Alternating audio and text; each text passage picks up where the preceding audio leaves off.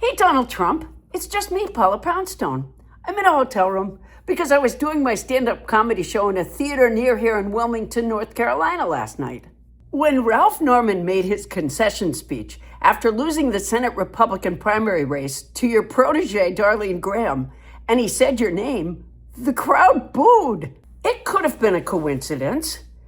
Every member of this Republican crowd could have thought of something else they don't like at the exact same time, but it certainly sounded like they were booing you.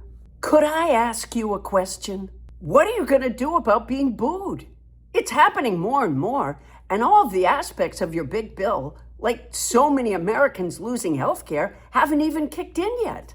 Because you wanted it far enough away from when the bill passed that Americans would forget that it was you and the Republicans who took their health care away. I hate to say this, but your popularity is going nowhere but down. And that's what I want to talk to you about. You must know that.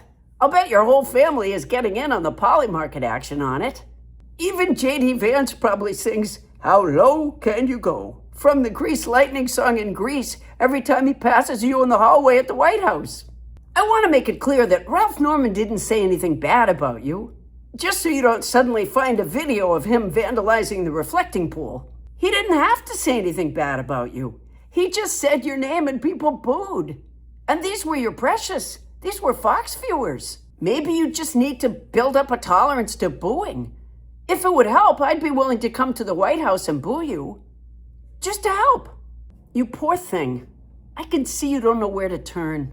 You run your international affairs like tabloid romances.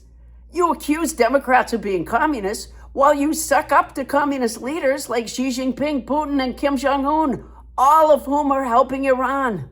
I'm afraid it's going to lead to more booing. I know this is confusing to you because it was so easy for you to tell your voters that January 6th didn't happen. But in their minds, January 6th happened to someone else.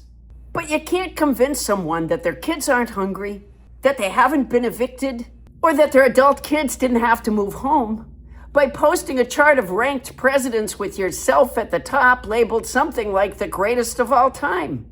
I wish you'd call me before you do stuff like that. I'll come boo you, if it would help.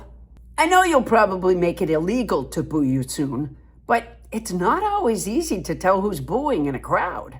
Ask your Republican members of Congress who stopped having town halls because lines like, "You can pay a little more for gasoline to be patriotic," and "America's in a golden age," and "Jesus wants you to forget ever seeing our First Lady's twat," are no longer landing with Americans who can't afford food and housing.